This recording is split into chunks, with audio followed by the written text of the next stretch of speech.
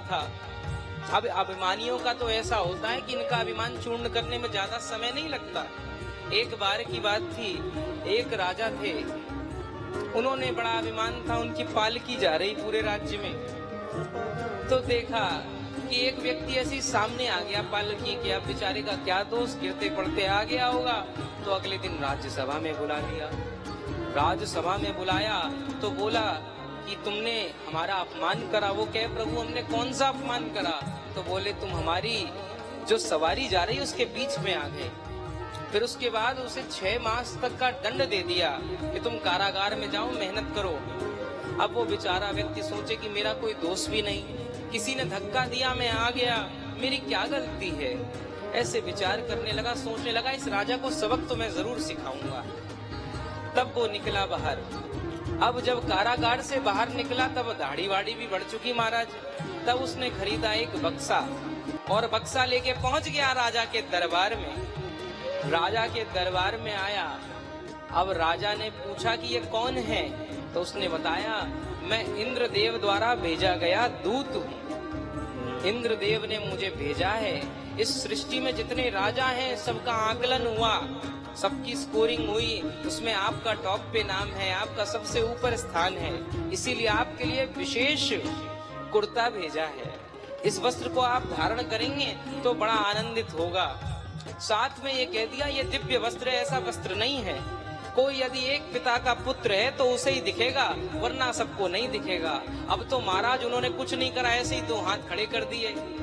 राजा भी कहे कि अगर मना करेंगे तो यहाँ बड़ी समस्या। राजा भी कह रहा कि दिख तो मुझे भी नहीं रहा है, मन में विचार कर रहा है, पर कहे तो कहे कैसे। मंत्री भी कह रहे दिख तो हमें भी नहीं रहा है, पर कहे तो कहे कैसे। बड़ी बुरी फंस गए महाराज। अब इधर बड़ा बुरा फंस गए तो फिर सोचने लगे कि चलो बढ़िया ही है। उस दूत के रूप में आए उस व्यक्ति ने कहा कि ये कुर्ता पीला है, तो सबने मान लिया पीला कुर्ता है। अब कहा कि आप इसकी शोभा बढ़ाइए राजन, इसको पहनिए। अब राजा ने वो पहनो महाराज। अब का पहनो, ऐसी हवा में 2-3 हाथ मार लिए, के लिए पहन लिया। अब राजा बैठे नंग धड़ंग, लंगोटी में ही आ गए महाराज। अब सोची कुर्ता तो हो गई, अब वही लंगोटी में आकर बैठ गए। राज सिंहासन पे बैठे तो सब लोग तो जयकारे लगा रहे, कह रहे कितनी शोभा है इस पीले कुर्ते की। पर वास्तविकता क्या है प्रभु, दिख तो उनकी लंगोटी रही है महाराज। अब वो व्यक्ति यहीं तक नहीं रुका, उसने क्या करा, राजा की इसमें बड़ी शोभा हो रही है, इनकी शोभा यात्रा निकलनी चाहिए महाराज। तब उन राजा की पालकी बनाई गई, वैसी लंगोटी पहने पहने उनकी यात्रा निकाली गई। तो जैसे अभिमानी होता है उसका अभिमान तो पल 2 पल में चूर्ण हो जाता है, उसकी आप प्रशंसा कर दो उस प्रशंसा में ही चूर्ण हो जाएगा। ऐसे ही रहुगण मिला। रहुगण के सेवक इन्हें पकड़ लिया और इससे कहने लगे कि पालकी उठाओ। अब ये पालकी उठाते तो संत कोटि महापुरुष, कोई चींटी चैंटा आ जाता तो कूद जाते, तो रहुगण के सर पे लगती।